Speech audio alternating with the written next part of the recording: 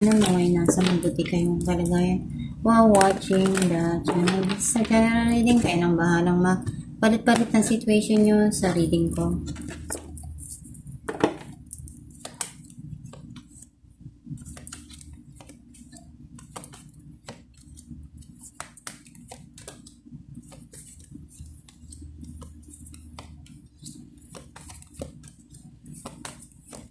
Atap-atang magda-deck. Nine of Swords. I feel like yung energy mo, nasisense ko na may mga sitwasyon ngayon sa buhay mo na nagbibigay sa'yo ng kalungkutan, stress, na nagpapagulo dun sa iyong isipan. Basta magdasal ka lang palagi. Kung ano yung nararamdaman mo ngayon, kapain mo sa puso mo yung mga dapat na gawin dun sa nangyayari ngayon sa buhay mo. Pag-aralan mo, pag-isipan mo mabuti kung paano mo aalis isa-isa kung ano man yung mga gumugulo sa iyong isipan.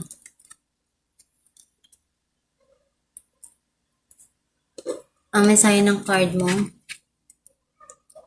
may mga plano ka dito para sa buhay mo, sa mga gusto mo, sa future mo, at dun sa mahal mo sa buhay.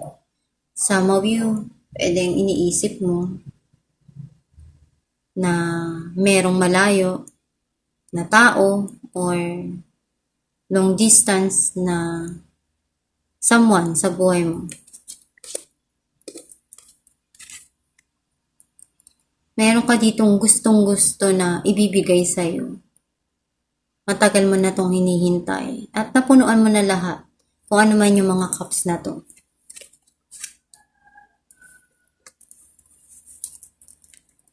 May abundance and prosperity na darating sa buhay mo. Some of you pwedeng masasayang araw na kasama yung mahal sa buhay, ini-enjoy. And andun yung nagkakaroon ng grow, yung financial.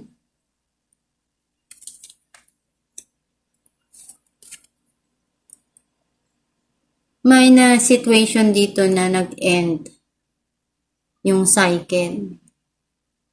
Every time na may mag-e-end, syempre merong new cycle na papasok sa buhay mo.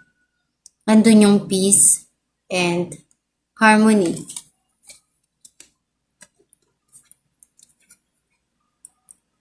Itong tao na to, matalino siya eh. Nagbibigay ng magandang thoughts, advice, very smart. Pero, sometimes merong mga ugali siya na kaiinisan mo. Yung moody, magagalitin, yung tipong walang pakialam kung makakasakit siya sa mga sasabihin niya. Pero alam naman sa sarili mo na tama din naman yung mga sinasabi niya, yung binibigay niyang payo. Pwede ikaw din naman to, maraming pag-iisip na ginagawa mo dito na kailangan na itama. Kailangan na pag-isipang mabuti.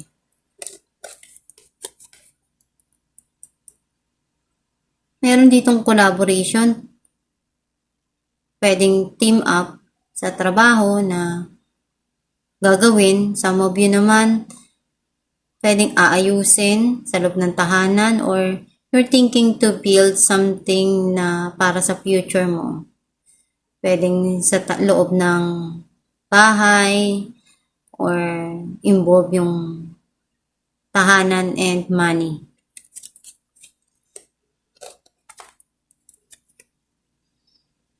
Andun yung long-term na emotional na masaya na kasama yung mga mahal sa buhay, prosperity, and also joy.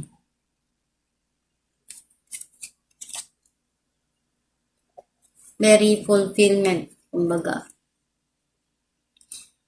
Kung ano man yung nagpasakit sa puso mo, sa nararamdaman mo, unti-unti mo rin naman yan mapapalitan, maire-remove yung sarili mo. Ganun talaga may mga nangyayari sa buhay natin na nasasaktan tayo. Pero hindi naman mananatiling masakit palagi. Hihilom at hihilom din yung mga sugat. Kailangan mo lang matutunan na pag-aralan, alamin sa sarili kung paano mo ihihil yung sarili mo. Clarify natin ang Two of Wands, Eight of Swords, and the Wheel.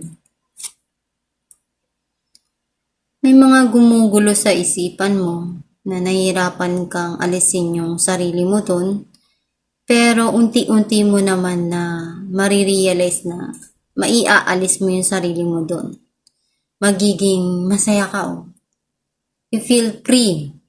Andun yung freedom, di ba? Clarify natin ang Ten of Pentacles.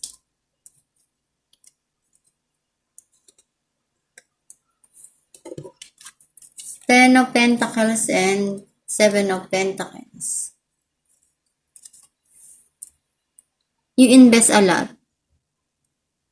And nakikita ko dito na mag-grow yan. Nandun yung financial stability or financial windfall para sa'yo dahil ikaw din naman yung naglagay dyan nagbigay, nag-invest.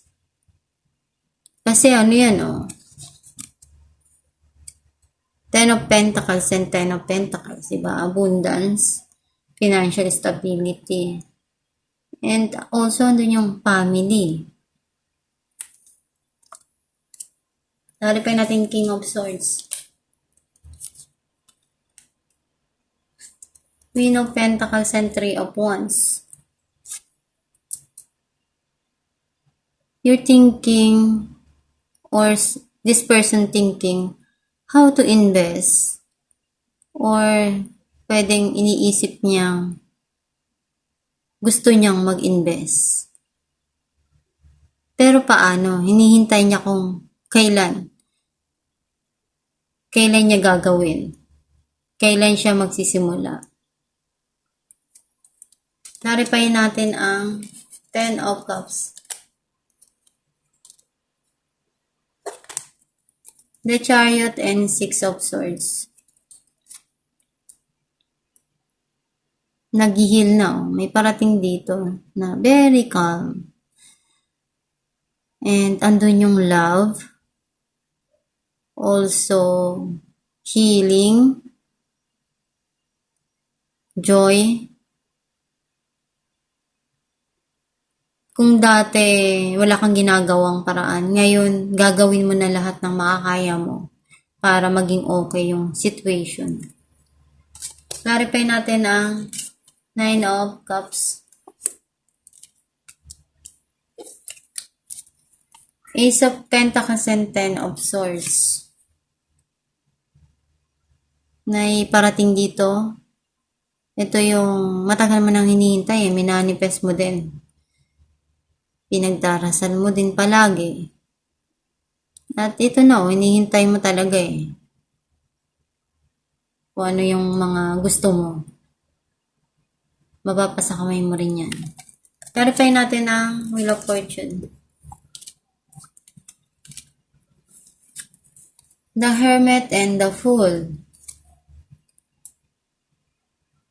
Meron ka pa rin naaalala palagi sa nakaraan mo, pero mas gusto mo na lang na harapin kung ano yung meron ka ngayon. Kung ano yung future.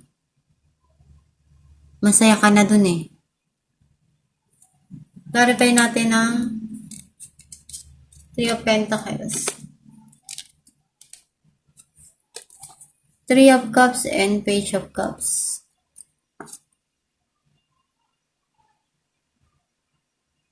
Nararamdaman mo na kailangan na ayusin lahat. Kailangan na bigyan ng way yung puso na harapin kung ano yung mga dumarating. Ayusin, pwedeng relasyon, or kung ano man yung sa tingin mo kailangan na bigyan ng pag-aayos dito. Kakaroon ng pag-uusap dito. Clarify natin 3 of Swords. Or pwedeng itong tao na to gustong makipag-ayos. Gustong gawin lahat ng makakaya niya. The Magician and 5 of Wands. Ngayon mas gusto mong baguhin lahat. Kung ano yung naramdaman mong struggle dun sa nagpasakit sa pusong mas gusto mong gawin yung sa tingin mo magiging okay ka. Yung magiging masaya ka. Alam natin kung ano mensahe ng yung gabay.